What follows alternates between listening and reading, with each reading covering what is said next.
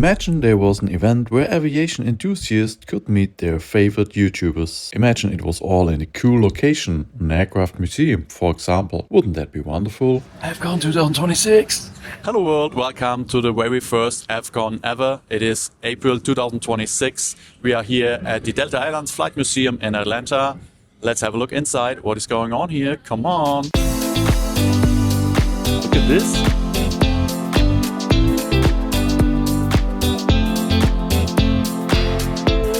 Isn't it beautiful?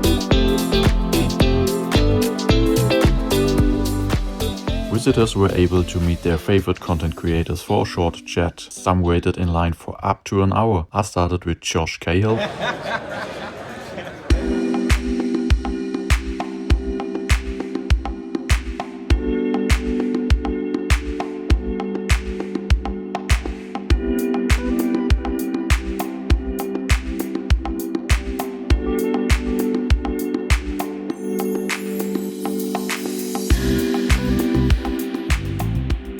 Followed by Susan and Jeb from Greener Grass. Hi!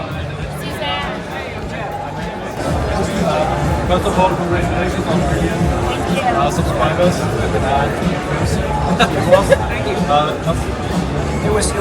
This is the day that we hit 1 million subscribers. It's also my birthday. 1 week. Isn't that crazy? That's really crazy. I planned it 10 years ago. Yeah.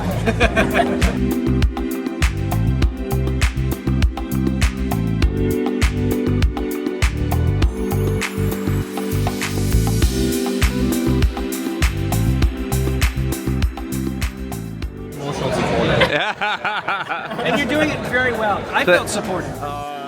Thank you guys. Thanks you so much. Nice to meet you. Take care. Several panels were held on stage during the day, so here you can see a slightly longer look at two of them.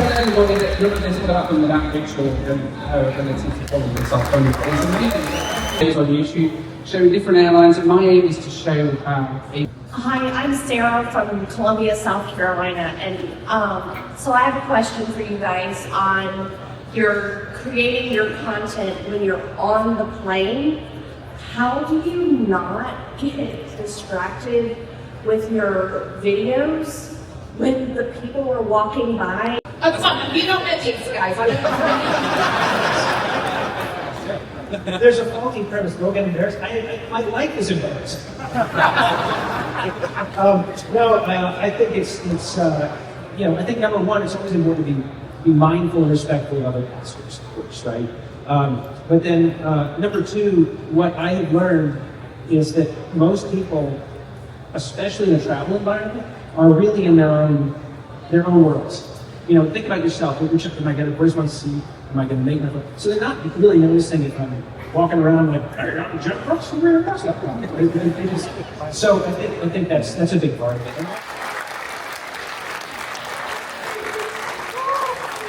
it. First of all, we introduce ourselves, we say what we do. So how about you introduce yourself? We should start a podcast together, right? I think we should. Good chemistry, right? And obviously, first of all, guys, thank you so much for being here. I personally really appreciate that, and it's amazing to hear your stories and the connections that you have with my videos. But yeah, then I'm joined here by Swiss001, my lovely co-host as well, pretty good friend. I had my lesson, and I think also, but generally like the whole Qatar Airways case, because a lot of you guys came up to me, I said, Josh, are you still banned or not? I'm sure a lot of people have seen the video, but generally I think it was a great case study as well, and I think airlines are going to think twice now whether they're going to ban someone based on an opinion. And I think this is what we do, and this is what we creators are out there to give airlines a hard time occasionally, but also to call them out on the stuff that they do great. And this is what I personally take huge pride in, to hold airlines accountable for the promises they make. And I think in the end of the day, it was a happy ending, and I'm sure a lot of airlines, they do think twice. And you're wearing a Qatar Airways hat. Beautiful. And you sit right in front of me. I appreciate it. first of all, I wish Sam was here because I would love to sit with him on a panel and like talk about our differences. You know, we could. I do admire his passion. We do have our differences, but I would love him to be here for the next AFCON and sit on the same stage and talk about what differences we have. So I'm always very open to that. So if he's listening, he's invited to the AFCON next year. But obviously, how do I stay unbiased? And obviously, when you become bigger and you grow an audience, sometimes I walk into the plane and people be like, "Oh, this is Josh. We know him." Or some airlines, they have me flagged in the system. But I think that is the brand that I built for myself. And for a very long time, I didn't like my own flag carrier, Lufthansa. And but of course, I think we're very passionate about our own airline.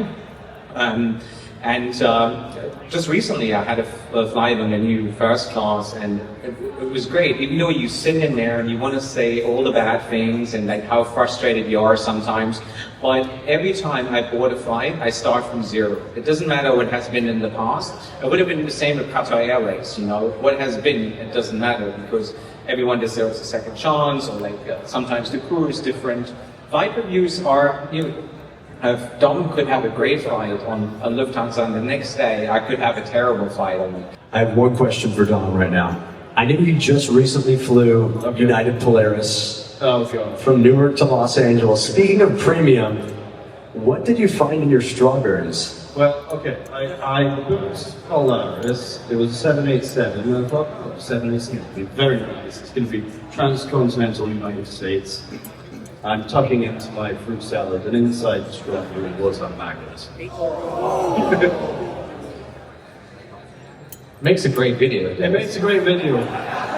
Fair play to the staff. They were very apologetic and put in for compensation and requests. I feel like the Lufthansa lounges, the business ones, they're kind of like Holiday Inn breakfast buffets. You got a little bit of the eggs there, and then just a random pretzel. It's 4 a.m. Like, Yeah. I mean, they're nice. They're fresh and all, but I feel like the Polaris lounges I felt like were much nicer. So I don't really like the Lufthansa lounges either. But the one thing that you guys do much better in Europe is a business class ticket on a regional or like even regular service flight like an A320 gets you access to a lounge, where everybody here in the US, even if you're in business class, you're not going to get access. Really? Yeah, so if I wanted to fly, here's the thing, LAX to Atlanta is a Delta One route, so you do get access. Okay. But let's say I was flying from Los Angeles to Denver on United, and I was in business class, no access.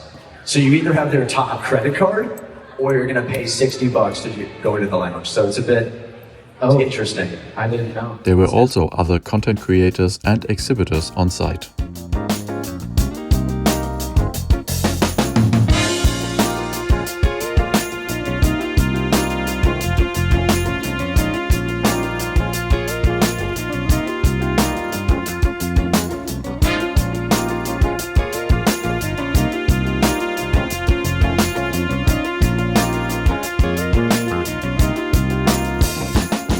The Delta Airlines Museum is extensive. The vast number of exhibits spread both indoors and outdoors, from the beginning of aviation to the jets that revolutionized the way how we travel today. There is a lot to see here.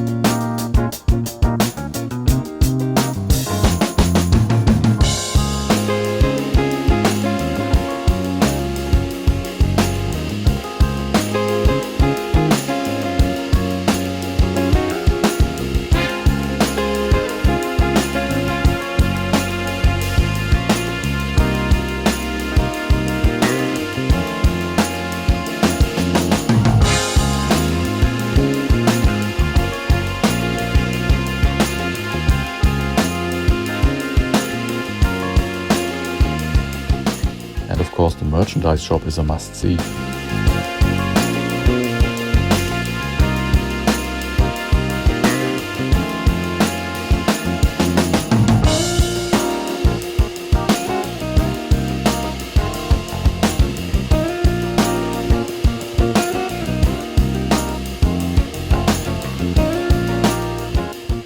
And the goodie bags which were given to all visitors. Here's a brief look of the contents. That was the AVCon 2026, the very first convention for AV geeks who meet creators. And I was here as visitor this year. Next year there will be a new AVCon in 2027. So hopefully I can be one of the creators out there. And therefore I need your help, guys. Always leave a like on the videos and make sure you are subscribed to the channel. That will help me a lot to support the channel to grow and maybe be one of the creators next year. And before we finish the video, I want to say a really special thank you to these guys behind the cameras. That's my two best friends, not only from Germany, they're also based in Atlanta right now and they supported me a lot, give me a lot of support here. Thanks guys, love you. And for all you viewers out there, always remember, we all live under the same horizon. So always be nice to each other. Goodbye, world!